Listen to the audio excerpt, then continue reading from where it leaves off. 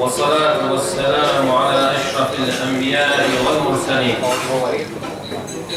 سيدنا محمد وعلى آله وصحبه أجمعين. أما بعد،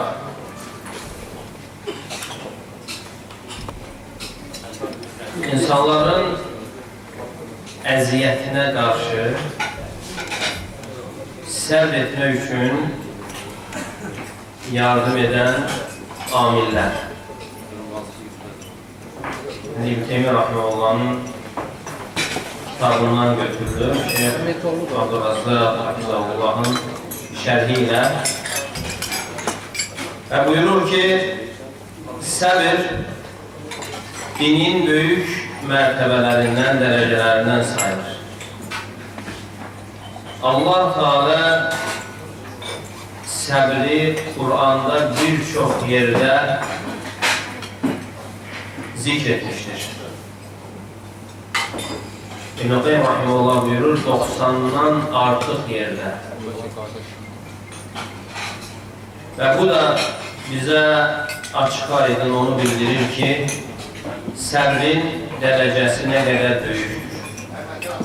Və insanın səbrə nə qədər ehtiyacı var, itaətləri yerinə yetirərkən, qadağaları, günahları tərk edərkən, həmçinin baş verən müsibətlərdə özündən çıxmaması üçün səbrə ehtiyacı vardır. Səbir insanın hər bir halı ilə yanaşıdır. Səbirsiz itaat yoxdur. Səbir olmadan günahları tərk etmək yoxdur. Və həmçinin qəza və qədəri səbirsiz Allahı razı salan tərzdə qarşılamaq yoxdur. Yəni, müsəlmanın səbrə nə qədər ehtiyacı vardır. Və buna görə də hər bir insan səbirlə bəzənməlidir. Allah Teala'nın Kur'an'da səbrin birçok yerlərdə bəzən əmr edərək və bəzən onun əksindən çəkindirməklə və bəzən də səbr əhlini tərifləməklə zikr etməsi və onlar üçün böyük mükafatları zikr etməsi, yəni açıq aydın bu səbrin nə qədər fəzilətli bir iş olmasını bildirir. Səbir mövzusu, yəni geniş mövzudur. Sadəcə burada götürəcəyimiz məsələlər, yəni insanların əziyyətinə qarşı səbir etmək məsələləri vurgulanır inşallah. Yəni bu da bəlli məsələdir ki, bu həyatda insan əziyyətdən xali deyildir. Yəni, heç kəs əziyyətdən salamat qalmır. Çünki insanlar müxtəlifdir. İnsanlar əxlaqında, təbiətində və davranışlarında müxtəlifdirlər. Ona görə müsəlmana vacibdir ki, səbirlə təhəlli olsun, yəni bəzənsin. İbn Teymiyyə Rahimehullah buyurur, وَيُعِينُ الْعَبْدَ عَلَى هَذَا الصَّبْرِ عِدَّةُ الْأَشْيَاءِ. Yəni, insanlar tərəfindən gələn əziyyətlərə səbr etmək üçün bir neçə şey vardır ki, ona yardım edir. Onlardan birincisi, ən yeşhədə ennəllah xaliqə əf'alil ibad. Yəni, insan bilməlidir ki, insanların bəndələrin əməllərini yaradan Allah Teala'dır. Onların hərəkətlərini, onların səkənətlərini, hərəkətin əksidir. Yəni, sükunətdəki vaxtını və onların istəklərini də yaradan Allah Teala'dır. Allah Teala'nın istədiyi olur, istəmədiyi olmur. Göydə və yerdə zərrə qədər elə bir şey yoxdur ki, Allah'ın izni və istəyi olmadan hərəkət etsin.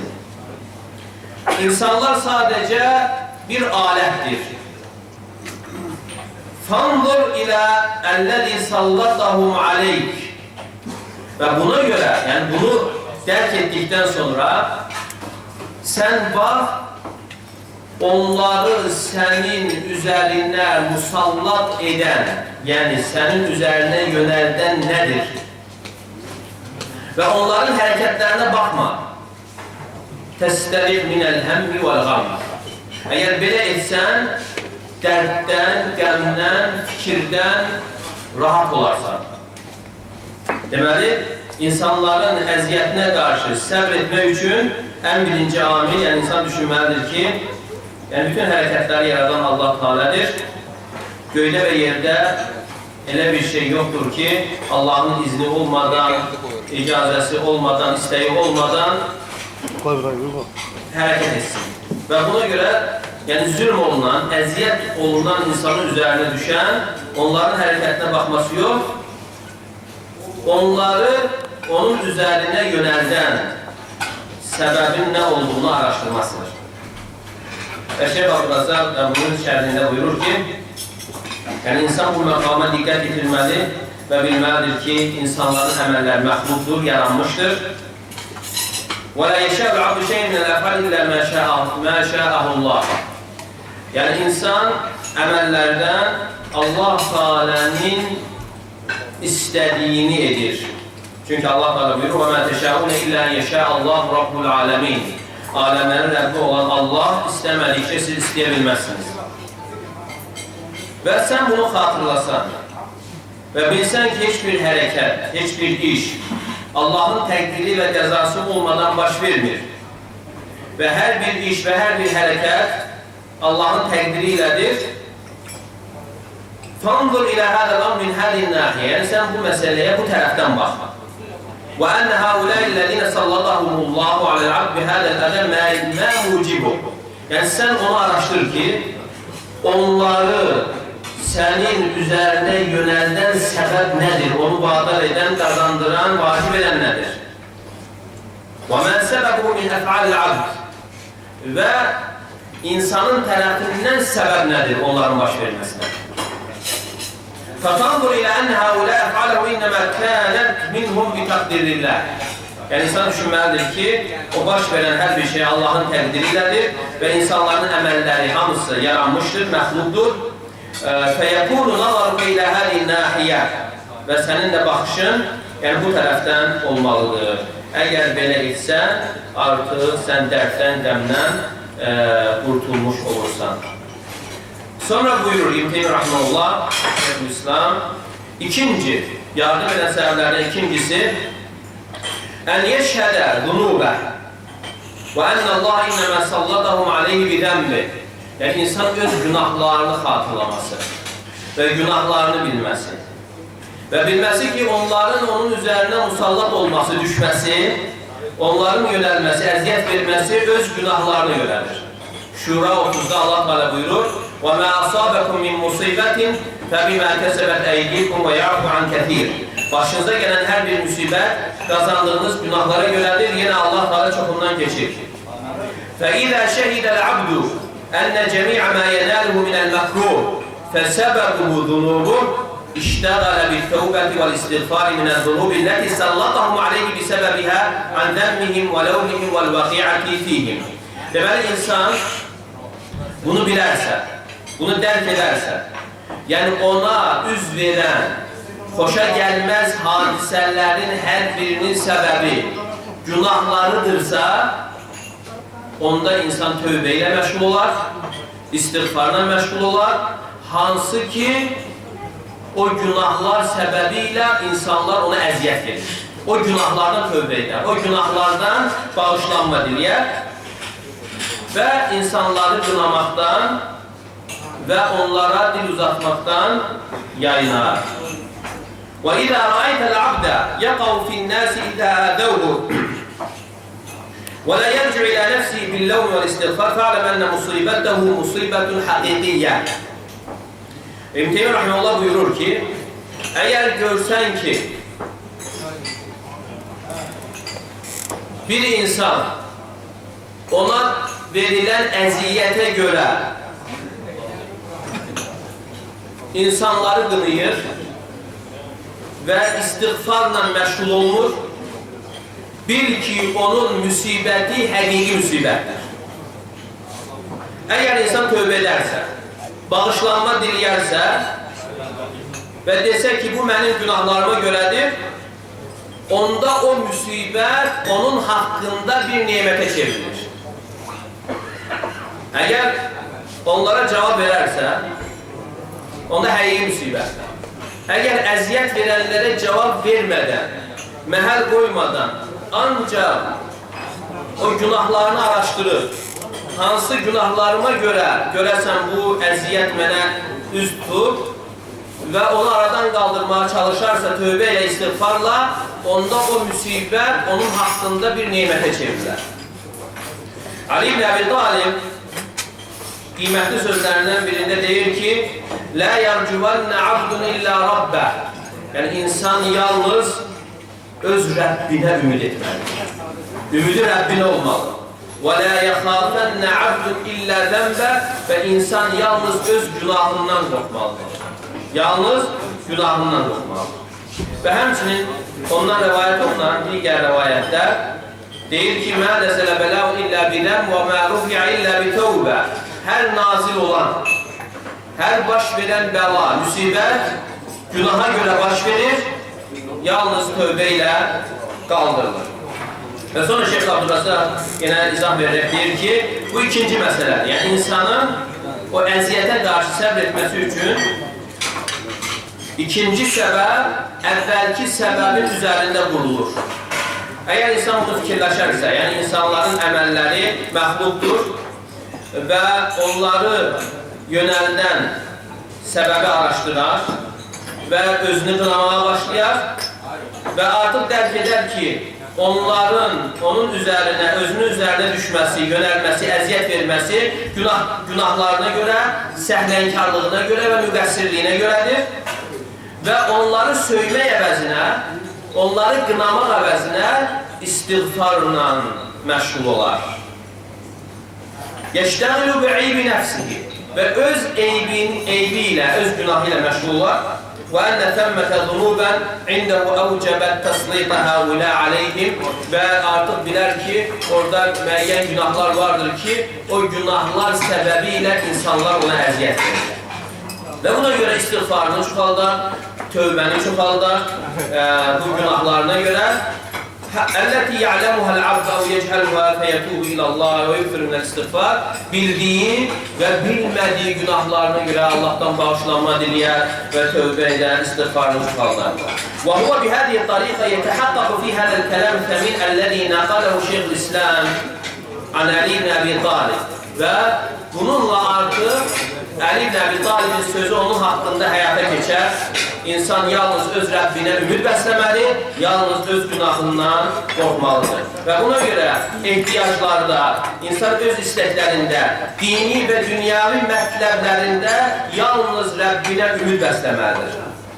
Çünki işlərin hamısı Allahın əlindədir. Yalnız günahından qorxmalıdır. Çünki insana həlaki vacib edən günahlardır. Hər baş verən bəla, müsibət, günaha görə baş verir, yalnız tövbə ilə də qaldırılır. İnsanların əziyyətinə səbr etmək üçün üçüncü amil, üçüncü səbəb. Ən yeşhədəl abdu husnə thəvabilləzi vəadəhullahu limən afa və sabar. Allah Teala'nın əff edib, səbr edənlər üçün hazırladığı gözəl mükafatı xatırlaması. Allah Teala Şura surəsi 40-cı ayə buyurur: "Və cəzāu seyyiətin seyyiətun misluha." Bir günahın, pisliyin cəzası onun mislində olan bir pislikdir. Fəmən afa və aslaha fəcruhu alallah. Kim əff edər və islah edərsə, onun əcri Allaha aiddir. Onun mükafatını Allah verəcəkdir. İnnehu la yuhibbul zalimin. Allah Teala zalimləri sevməz. وَلَمَّا كَانَ النَّاسُ عِنْدَ مُقَابَلَةِ الْأَذَى ثَلَاثَةُ أَقْسَامٍ İnsanlar əziyyəti qarşılamaqda üç kisim olduğu üçün onlardan birincisi zalimdir. Məsələn, əziyyət olunur, zalim insandır ki, öz haqqından artığını götürür. İkincisi muqtasid, ya'khudhu bi qadri haqqi, muhtasiddir, mötədildir, ədalətli insandır. Haqqını götürür, artıq götürmür. Və üçüncü isə və muhsinun ya'fu və yatruku haqqahu. Muhsin insandır, əff edir və öz haqqını tərk edir. Öz haqqını belə götürür. Yəni bu ayədə Allah Teala insanların üç qismini də zikr etmişdir. Fəəvvəluhâ lil-muhtasidin. Onlardan birincisi muhtasidlərdir.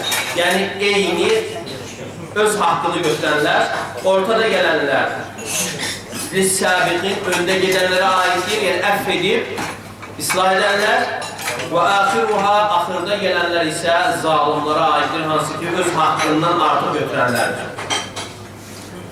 Və sonra İbn Teymiyyə rahimehullah bir əsər gətirir və deyir ki, qiyamət günü deyiləcəkdir ki, ələl yaqul mən vəcəbə əcruhu alallah. Mükafatı Allaha aid olanlar ayağa qalxsınlar.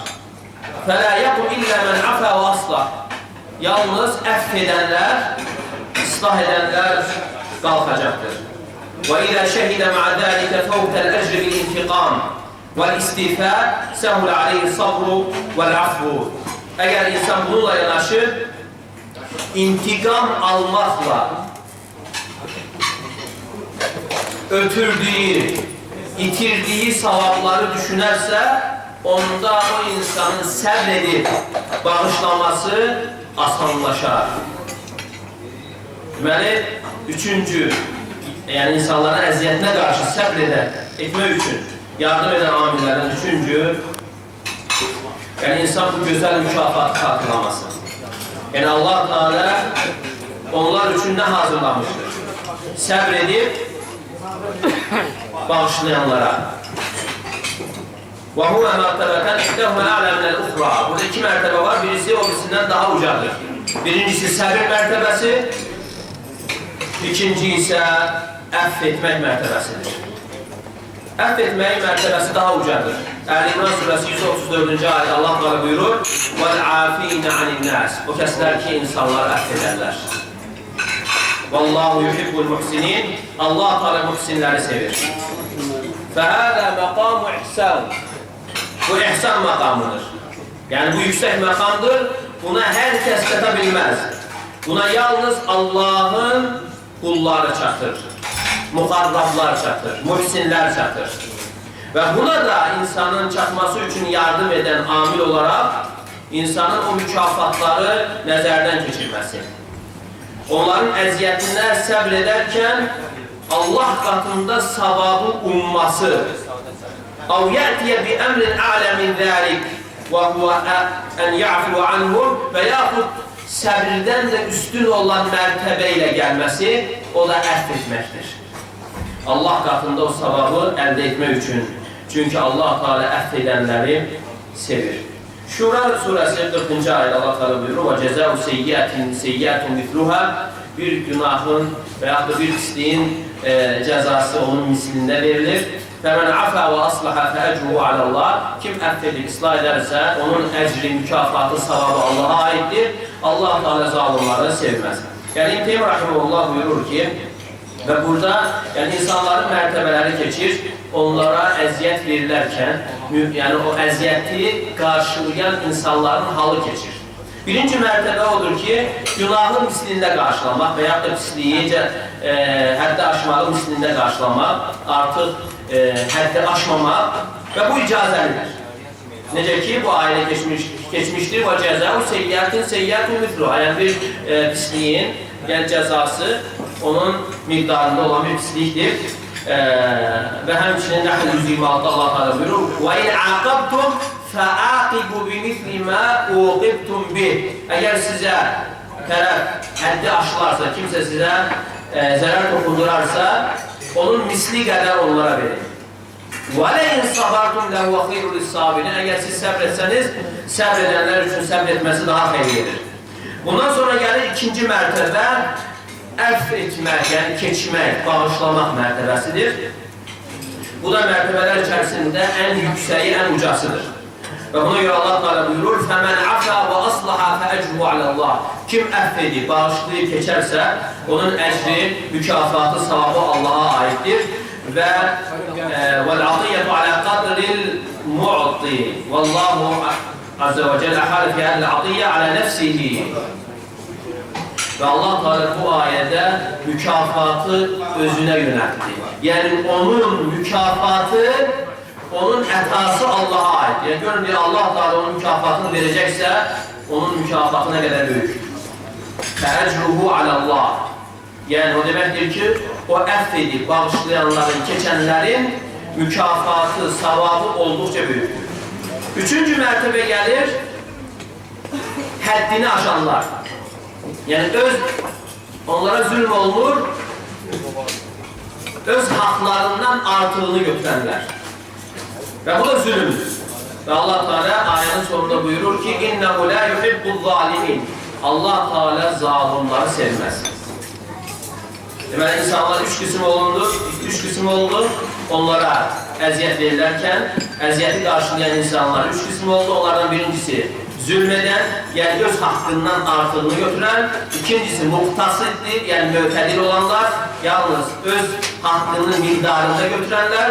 Və üçüncü isə muhsindir, yəni əfv edib, hətta öz haqqını da tərk edənlərdir. Və bu qismlər içərisində ən ucası, ən xeyirlisi də elə buyurur. Və sonra Şeyh burada buyurur ki, İbn Rahmaniyəti əsərdə zəiflik var, amma ayə buna kifayətdir. Kim əfv edib, islah edərsə, onun əcri Allaha aiddir, yəni onun savabı nə qədər böyükdür. Həmçinin yardım edən amillərdən dördüncü. Ən yəşələ ənəhu idə afə və əhsənə əvrədəhu dəlikə min sələmətil qalbi li ixvanihi ونقائه من الغش والغل وطلب الانتقام وإرادة الشر. Əgər insan əfv edib, sonra yaxşılıq da edərsə, onun bağışlanması, keçməsi, onun qəlbində qardaşlarına qarşı qəlbin salamatçılığını, qəlbin kin-kudurətdən paklığını varis edir, qazandırır. Yəni artıq o qəlb intiqamdan və şər, pislik istəməkdən salamat qalır. Mən insan deyil, bunu düşünməlidir. Əziyyətə qarşı səbr etmək üçün düşünməlidir ki, əgər səbr edib, əfv edib, yaxşılıq edərsə, onun yaxşılıq etməsi onun qəlbində bu kimi xeyirləri qazandırır. Yəni qəlb artıq salamat olur. Müsəlmanlara qarşı, qardaşlarına qarşı və onlara qarşı pislik istəmir, intiqam almaq belə istəmir. وَحَصَلَ لَهُ مِنْ حَلَاوَةِ الْعَفْوِ مَا يَزِيدُ لَذَّتَهُ وَمَنْفَعَتَهُ عَاجِلًا وَعَاجِلًا عَلَى الْمَنْفَعَةِ الْحَاصِلَةِ بِالْاِنْتِقَامِ أَضْعَافًا مُضَاعَفًا. Və burada İbn Rahimullah çox gözəl bir ifadə işlədir, deyir ki, İnsanın bağışlamaqla əldə etdiyi fayda, intiqam aldığı zaman əldə etdiyi ləzzətdən qat-qat üstündür, həm dünyada və həmçində ahirətdə. Bəzən insan intiqam alanda bir növ ləzzət alır, deyilmi? Amma deyir ki, bağışlayarak, keçərək əldə etdiyi ləzzət, İntiqam aldığı zaman əldə etdiyi ləzzətdən həm dünyada və həmçində ahirətdə qat-qat üstündür. Və həmçinin bu ayə daxil olur Əl-İmran 134. Vallahu yuhibbul muhsinin. Allah Teala muhsinləri sevir. Və bununla artıq əfv edib, bağışlamaqla, keçməklə Allahın sevdiyi kimsələrdən olur. Yarhamdullah. وَيَصِيرُ حَالُهُ حَالَ مَنْ أُخِذَ مِنْهُ دِرْهَمْ فَعُوِّضَ عَلَيْهِ أُلُوفًا مِنَ الدَّنَانِيرِ. Və bu insanın halı dinar ondan götürülərək minlərlə dinar verilən insanın halına oxşuyur. Elə bir manat götürülür, əvəzində ona milyonlar verilir. فَحِينَئِذٍ يَفْرَحُ بِمَا مَنَّ اللّٰهُ عَلَيْهِ عَظَمَ فَرَحًا يَكُونُ. Və bununla artıq o insan Allah'ın ona bəxş etdiyi ilə, bu nemətlə böyük şəkildə sevinənlərdir olur. Sonra Şeyh bin Abdurrazaq izah verək deyir ki, yəni insan bağışlayarkən, ihsan edərkən bu insanın qəlbində qardaşlarına qarşı salamatçılıq yaradır və qəlbi kin-kudurətdən təmizlənir və intiqam almaq istəmir və şər istəmir və bununla əldə etdiyi, bağışlamaqla əldə etdiyi şirinlik intiqam aldığı zaman əldə etdiyi o ləzzətdən daha üstün olur. Və bəzi insanlar intiqam alır ki, canını soyutsun, rahatlıq tapsın və elə zənn edir ki, intiqam almaqla rahat olacaq. Amma iş, məsələ tam əksinədir. Necə ki, burada İbn Qayyim rahimehullah izah elədi ki, əsl rahatlıq bağışlamaqdadır.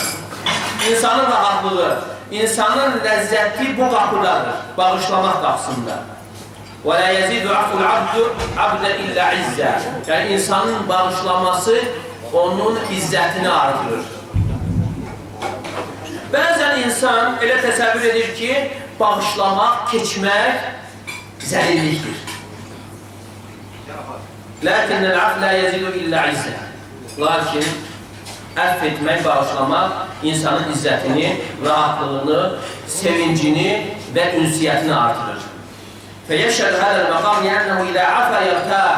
Və ona görə insanın bilməsi ki, ona gələn rahatlıq bağışlamasına görədir, keçməsinə görədir və bununla Allah qatında olanı istəyərsə, qəlbi rahatlıq tapar.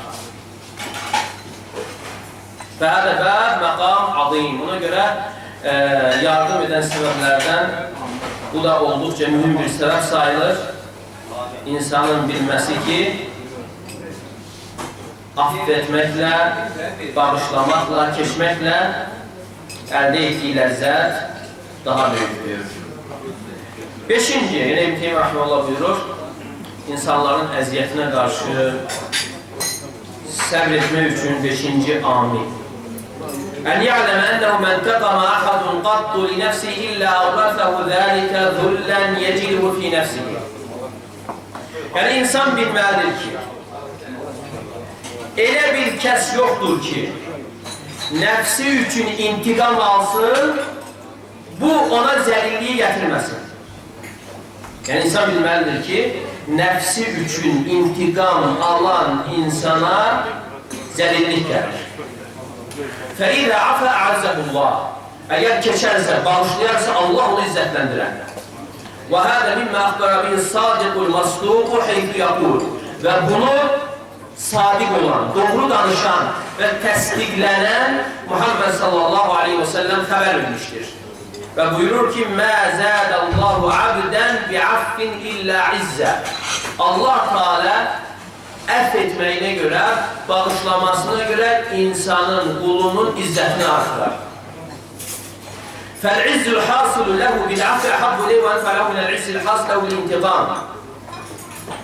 Yəni insanın bağışlamaqla, əff etməklə, keçməklə əldə etdiyi izzət, intiqamla əldə etdiyi izzətlə əldə etdiyi, intiqamla əldə etdiyi izzətdən daha faydalıdır, daha üstündür. فَاِنَّ هَذَا عِزُّ فِي الظَّاهِرِ وَهُوَ يُورِثُ فِي الْبَاطِنِ ذُلَّةً. Çünki intiqam almaq zahirdə izzət kimi görsənir, amma batində isə zəlillik gətirir. İnsanın daxilinə zəlillik gətirir. وَالْعَفُّ ذُلٌّ فِي الْبَاطِنِ وَهُوَ يُورِثُ الْعِزَّ بَاطِنًا وَظَاهِرًا. Amma əff etmək isə zəlillik kimi görsənsə də, əksinə əff etmək insana həm daxilən, həm zahirən zəlillik, həm zahirən izzət gətirir. Və yenə Şeyh Abdurrazaq buyurur ki, bu da olduqca qiymətli bir kəlamdır. Və bu da Peyğəmbər s.ə.v hədisinin izahıdır. Yəni Allah Teala qulunu bağışladığına görə izzətləndirər. Və buna görə insanların əziyyətinə qarşı səbr etmək üçün yardım edən amillərdən, yəni insanın bilməsi ki, kim nəfsi üçün intiqam alarsa zəlil olacaqdır. Nəfsi üçün intiqam alan nə olacaq? Zəlil olacaq. Çünki insan iki maddədən yaranır. Ruhdan və bir ovuç palçıqdan. Palçıqdan və ona üfürülən ruhdan.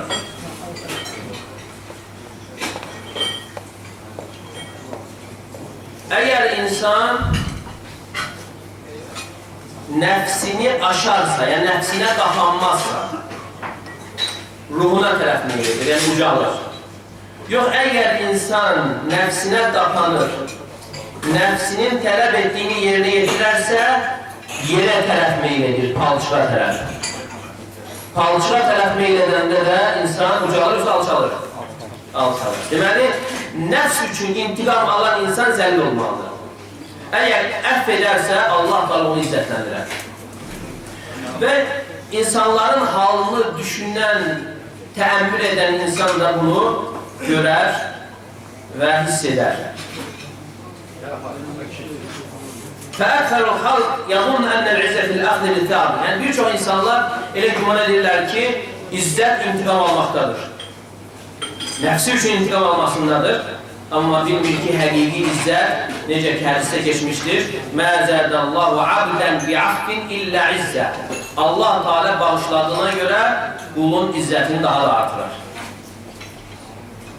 Və sonra da İbn Teymiyyə Rahimehullah burada keçdiyi gözəl ifadələri, insanın izzət, yəni əfv etməklə əldə etdiyi izzət ona daha sevimli, daha faydalıdır, intiqam almaqla əldə etdiyi izzətdən.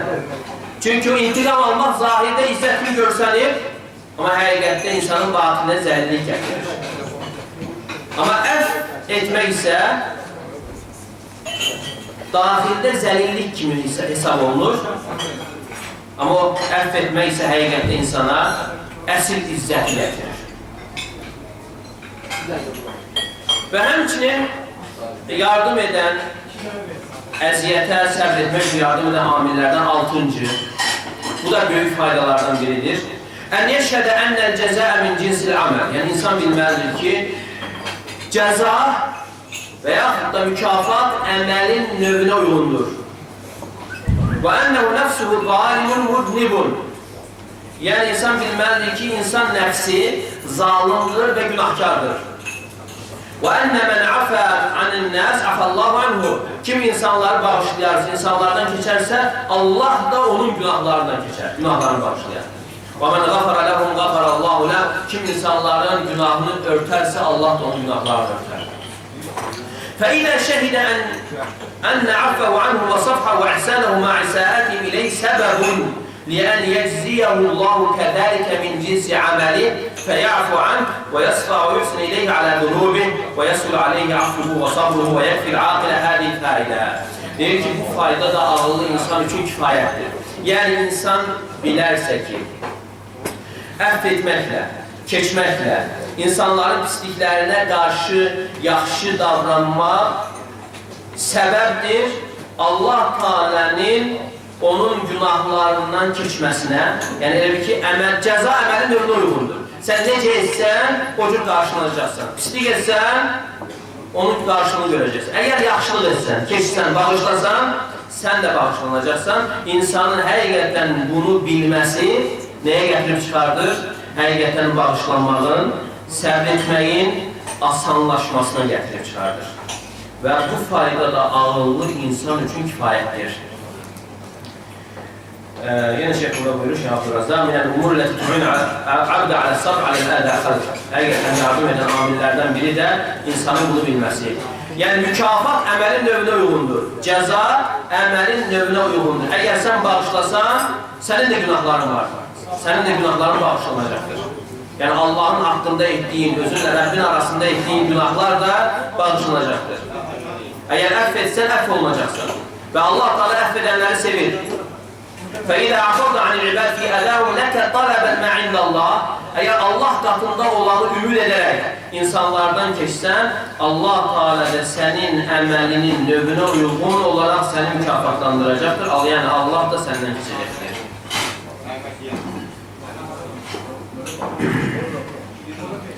Və həmçinin insanların əziyyətinə qarşı səbr etmək üçün amillərdən 7-ci.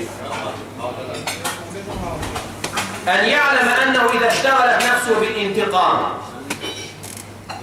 və tələbil müqabələ ضاع عليه زمانه وتفرق عليه قلبه وفاته من مصالح ما لا يمكن استدراكه.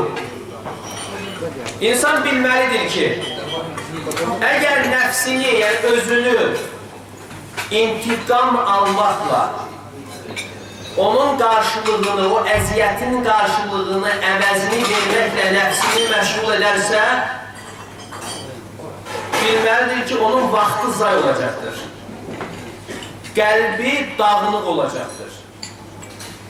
Və bütün xeyirləri itiləcəkdir, hansı ki onu geri qaytarmaq mümkün deyil. وَلَعَلَّ هَذَا أَعْظَمْ عَلَيْهِ مِنَ الْمُصِيبَةِ الَّتِي نَالَتْهُ مِنْ جِهَتِهِمْ. Ola bilsin, ona yüz verən bu müsibət insanların tərəfindən ona verilən müsibətdən daha böyükdür. Yəni insanın vaxtının zay olması, qəlbinin dağınıq olması insanlar tərəfindən ona deyilən iddihamlardan, sözlərdən daha böyük olur. Yəni bütün bunlar hamısı nədir? Şeytanın hilələrdir ki, insanı məşğul etsin, əsas yolundan yayıldırsın. فَإِذَا عَفَى وَصَفَحَ فَرَغَ قَلْبُهُ وَجِسْمُهُ لِمَصَالِحِهِ الَّتِي هِيَ أَهَمُّ عِنْدَهُ مِنَ الْاِنْتِقَامِ. Əgər insan əf edərsə, keçərsə, bağışlayarsa, onda o insanın qəlbi, cismi öz məsləhətləri üçün ayrılar. Yəni öz xeyirlərinə yönələr. Həm qəlbi yönələr xeyirlərə, eyni zamanda da bədəni də məsləhətlər üçün yönələr. Bu onun üçün intiqamdan daha xeyirlidir. Deməli, əgər intiqamla məşğul olarsa, vaxtını zay edəcək, yəni şeytanın istədiyi də budur. Həm vaxt zay olacaq, həm də qəlbi məşğul olacaq, qəlbi dağınıq olacaqdır. Sonra Şeyh Abdülazaq yəni buyurur ki, və bu da olduqca mühüm bir mülahizədir. Ənəl insan ləv işləğəl intiqam, əgər insan intiqamla məşğul olarsa və planlar tökməyə başlayarsa və intiqam üzərində işləyərsə, intiqam almaq üzərində və insan bununla həqiqətdə öz vaxtını hədər edir, ömrünü zay edir, hansı ki o vaxt onun həyatından bir hissədir. Yəni insanın da ucalması o vaxtına görədir. Və lihədə yənbəği il-abd ən yudammi'inə nəfsəhu. Və buna görə insanın üzərində düşən vacib olan nədir? Nəfsini toparlaması, rahatlandırmasıdır. Və yəqulun nəfsihi. Öz nəfsinə deyir ki, bədələn min ən udayya avqatən və cühudən fil-ədə. Əfu lillah, yəni mən vaxtımı başqalarının əziyyətini qarşılamaq əvəzinə, onlara əziyyət vermək əvəzinə Allah üçün əff edim, səbr edim, Allah qatında olanları əldə etmək üçün. Və eyni zamanda da vaxtımı qoruyum. Fəssabru alə ələl-xal bəbu min əbvar şəkfil vaxt. Yəni insanın başqalarının əziyyətinə səbr etməsi vaxtı qorumağın qapılarından birisidir. Əgər səbr edərsə, vaxtını qoruyacaqdır. Əgər səbr etmədən, mən necə intiqam alım, o nə üçün o sözləri mənə dedim və bunun üçün qəlbimi məşğul edim, artıq bununla insan zay olacaqdır. Ona görə Sa'di Rahimullah deyir ki, insanların sənin haqqında danışdıqlarının sənə heç bir zərəri yoxdur. İnsanların sənin haqqında danışdıqlarının sənə heç bir zərəri yoxdur. Nə qədər ki, sən fikir verməmsən. Nə qədər fikir vermirsən, məşğul olmursan, heç bir zərəri yoxdur. Amma nə vaxt ki, sən də məsələyə qarışdın, onda sənə də zərəri var. 8-ci. Ağır deyil ki. Zor. أن انتقامه واستيفاءه وانتصاره لنفسه وانتقامه لها فإن رسول الله صلى الله عليه وسلم انتقم لنفسه قط. Yani onun intikam alması, hakkını bütövlükle götürülmesi, Peygamber sallallahu aleyhi ve sellem hiç vakti öz nefsi için intikam almamıştır. فإذا كان هذا خير خلق الله وأكرمه على الله لم ينتقم لنفسه مع أن أذى الله ويتعلق به حقوق الدين ونفسه أشرف الأنفس وأزكاها وأبرها وبعدها من كل خلق مذموم وأحقها بكل خلق جميل ومع هذا لم يكن ينتقم لها. Burada Gülçe yine çok güzel fayda getirir. Bir bakın diyor Peygamber sallallahu aleyhi ve sellem hiç vakit öz nefsi için intikam almamıştır. Yani eğer insan intikam alırsa ne demektir? O nefsi üçündür. Peygamber sallallahu aleyhi ve sellem hiç vakit nefsi için intikam almamıştır. Halbuki o yaranmışlar içerisinde beşeriyetin en hayırlısı ve Allah katında insanların en hürmetlisidir. Hiç vakit nefsi için intikam almamıştır. Bakmayarak ki ona olan eziyet Allah'a olan eziyettir. Bununla dinin hakları bağlıdır. Yani Peygamber sallallahu aleyhi ve sellem verilen eziyetler din hakları bağlıdır. Ve onun nefsi, nefsler içerisinde en şereflisi ve en temizi, en pakıdır. Her bir mezemmet olunan əxlaqdan onun nəfsi uzaqdır. Hər bir gözəl əxlaqa o haqlıdır, layiqdir. Və bununla yanaşı nəfsi üçün intikam almamışdır. فَكَيْفَ يَنْتَقِمُ أَحَدُنَا لِنَفْسِهِ الَّتِي هُوَ أَعْلَمْ بِهَا وَبِمَا فِيهَا مِنَ الشُّرُورِ وَالْعُيُوبِ Belə olduğu halda bizdən birimiz öz nəfsini tanıdığı halda o günahlarla, şərlərlə dolu olan nəfsi üçün necə intikam alsın? بَلِ الرَّجُلُ الْعَارِفُ لَا تُسَّاوِي نفسه عنده أن ينتقم لها ولا قدر لها عنده يجب عليه انتصاره لها. Əksinə bir ağıllı insan heç vaxt nəfsini intikam almaq üçün dəyərli bir nəfs olaraq görməz. Yəni nəfsinə elə baxar ki, nəfsinin heç bir qiyməti yoxdur ki, intikam alınsın. Yenə Şeyh Abdurrazaq buyurur, En yandural meru fi sirati Nebi sallallahu aleyhi ve sellem. Yani insan Peygamber sallallahu aleyhi ve sellem sirasına, tercüme haline bakmalıdır. Ve Allah Teala onu insanlar için numune etmiştir. Ahzab suresi 20. ayet Allah Teala buyurur. لَقَدْ كَانَ لَكُمْ فِي رَسُولِ اللّٰهِ اُسْوَةٌ حَسَنَةٌ لِمَنْ كَانَ يَرْجُ اللّٰهَ وَالْيَوْمَ الْآخِرِ وَذَكَرَ اللّٰهَ كَثِيرًا. Artık Peygamber sallallahu aleyhi ve sellem'de Allah'a ümit besleyen, kıyamet gününe ümit besleyen ve Allah'ı çok zikredenler için numune vardır. Ve Peygamber sallallahu aleyhi ve sellemin nefsi, nefsler içerisinde en temiz, en pak, en şerefli, en yüce nefsdir. Ve bununla yanaşı öz nefsi için hiç vakit intikam almamıştır. وَمَا غَضِبَ لِنَفْسِ Ve nefsi için gazəblənməmişdir. Yalnız Allah'ın haramları koyduğu, qaydalar pozulduğu zaman istenərdir. فَاِنَّهُ لَا يَقُومُ لِغَضَبِهِ شَيْءٍ Salavatullahi ve selamu aleyh. Ona Allah'ın salavatı ve selamı olsun. Yani onun gazabının karşısında hiç ne durmaz. Ve Ayşe anamız buyurur, "Men taqama Rasulullah sallallahu aleyhi ve sellem nefsi fi şey'in yu'ta ileyh hatta yuntahaka fi hurumat min hurumatillah fe yantaqimu lillah." Yani Peygamber sallallahu aleyhi ve sellem hiç vakit nefsi için intikam almamıştır. Yalnız Allah'ın haramları, yani qadağaları pozulduğu zaman Allah için intikam alardı. Ve onun sirasında, tarihinde, tercüme halında nefsi için intikam alması, nefsi için qəzəblənməsi gəlməmişdir. Baxmayaraq ki, ona dəfələrlə əziyyət verilmişdir. Özə ona verilən əziyyətlər çox böyük, şiddətli olmuşdur və belə bir şeye valid olmamışdır. فَإِلَا مِنَ الْأُمُورِ الَّتِي تُعِينُكَ عَلَى السَّبْعِ عَلَى هَذَا الْمَخْلُوقِينَ Onda insanların əziyyətinə qarşı sənə yardım edən səbəblərdən Peygamber sallallahu aleyhi ve sellemin bu güzel sirasına, tercüme halına bakmalıdır. Yani vaxt az qaldığı üçün bununla kifayətlənək. Allah Teala işləyib, faydalanırsın.